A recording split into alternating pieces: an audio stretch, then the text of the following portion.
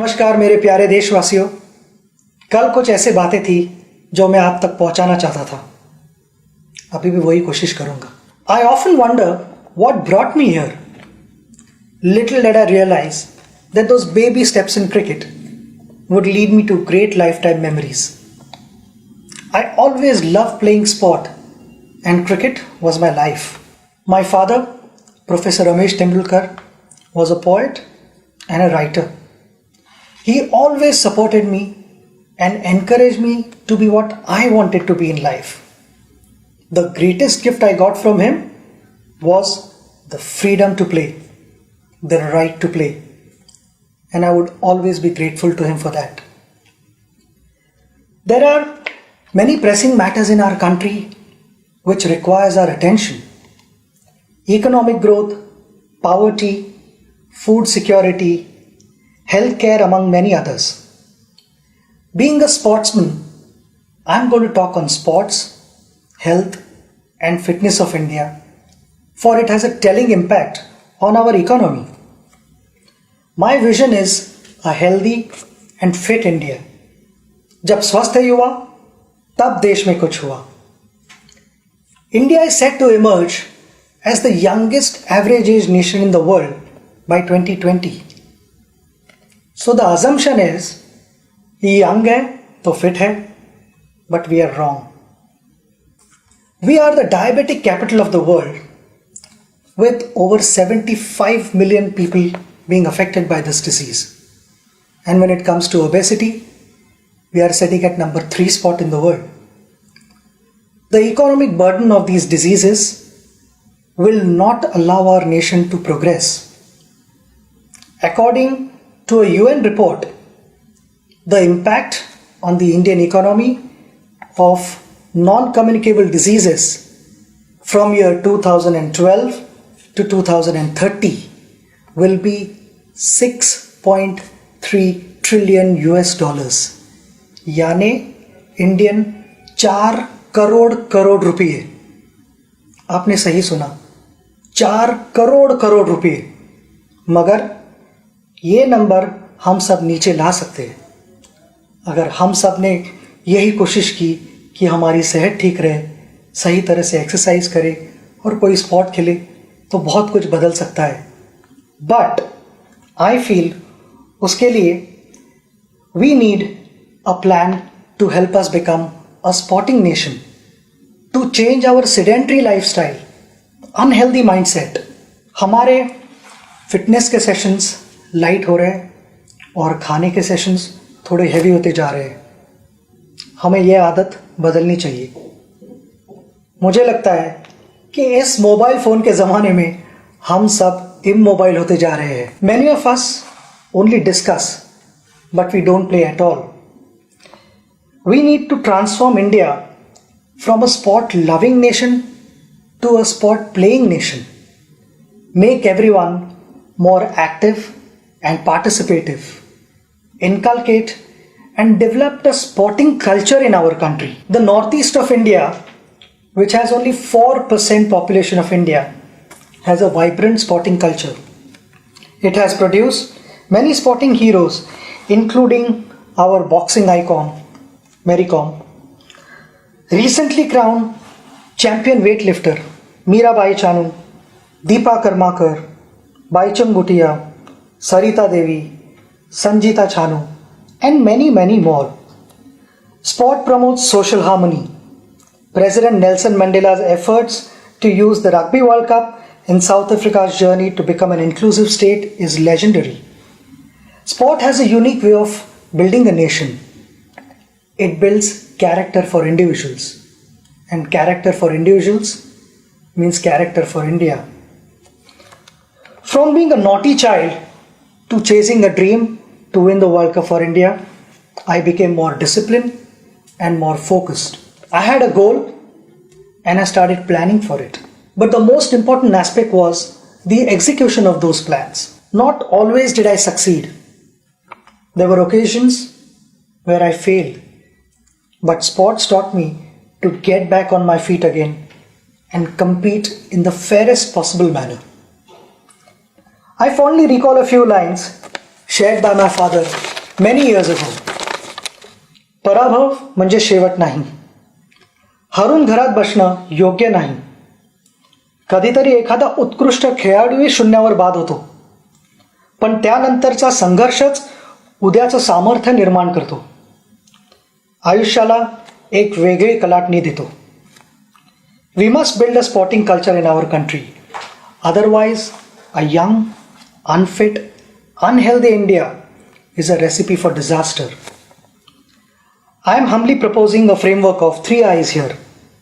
Invest, ensure, immortalize. Invest.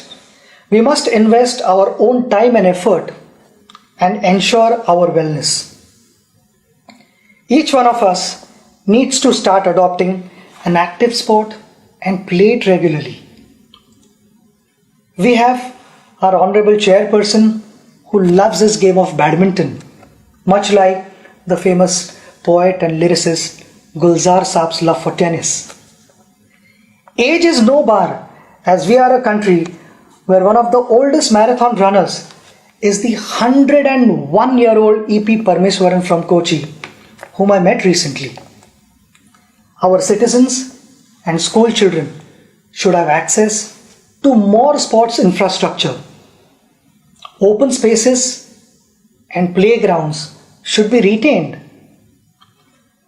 Along with smart cities, we should look at building smart sport cities. In this context, I appeal to the Honorable Minister for Corporate Affairs, Arun Jaitley ji, to kindly consider a percentage of CSR spends be made compulsory for the development of sports infrastructure. At a policy level, sport should be at par with any other subject in schools. Children representing school, district, state or country should get added marks or grades. This has been an area that I have been pursuing since the beginning of my tenure. I am grateful that it is indeed under serious consideration with the HRD and sports ministries working together on the same.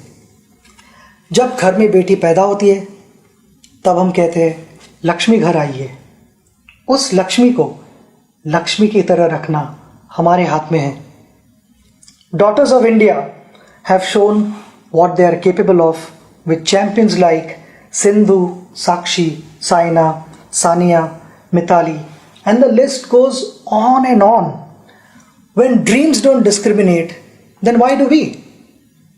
I want to appreciate their parents, their family members, their coaches, their friends for helping them, for encouraging them, and that is the only reason they have reached here. My message to parents is to give equal support and encouragement to their daughters and sons, and they will make them proud. Before the Olympics or a major sporting event, our expectations go skyrocketing. I realize that things are changing for the good and that we have adopted a long-term approach on preparation. Along with early identification of talent, we must also have a dedicated squad guiding our athletes' preparations. And I feel it is extremely important to have a full-time support staff around our athletes, and winning medals should become their target as well. Last year, before the Olympics, one of our wrestlers was traveling to America for better sparring partners and to learn modern methods of wrestling. Could we have got them to India instead and used Digital India to share their training sessions with the rest of our coaches? And I'll back that up with my conversation with our badminton icon, Pullela Gopichand, who said there is abundant badminton talent in India, but he was concerned about the coaching standards in our country. Persistence, preparation, and practice will help us achieve our targets. I know there is no glory in practice, but without practice, there is no glory either. In short, financial security is often a challenge when any sports person decides to focus on sports alone as their career. I am sure our colleague and former India hockey captain Dilip Tirki will agree that in most cases the sporting career ends at the early age of 35-40 years. Ironically, it is an age when a professional's career usually takes off or is rather stable. I am also aware that the government, through its many institutions, employs sportspersons and supports them, which we all appreciate. But we have many national, state, district level retired athletes who don't have a proper job. Some of them are probably passing files from one table to another. While ensuring their financial stability, we must also keep their minds engaged. Their skills and passion for sports would be best utilized for coaching our future generation. A case in point is the life of Nauri Mundu, who was a national level hockey player from Jharkhand. Following the end of her playing career, she doubles up as a teacher and works in the farm to make ends meet. Sita Sahu, a medalist at the Special Olympics in Athens in 2011, is selling golgappas to manage her life. We need to create an organization and engage these athletes to train our school children and identify talent at an early age. There is so much that these athletes have to offer back to our society.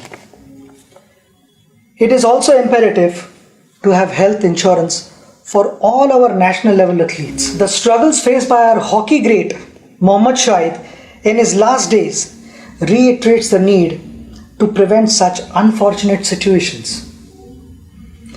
The life of Shamsher Khan is another reminder of how we have failed our national heroes. The champion swimmer represented India in the 1956 Melbourne Summer Olympics. He finished 5th place, which continues to be the best Indian finish in the last 6 decades.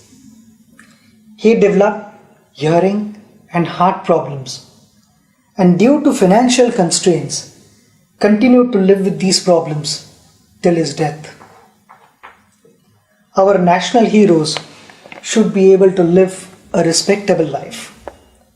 Extending CGHS benefits to them is a step in that direction. I appeal to the Honorable Minister of Health and Family Welfare, JP Nadda ji, to kindly consider my request on this issue, which is in line with the recommendations put forth by the AICS. Gold, silver and bronze have appreciated in value over a period of time.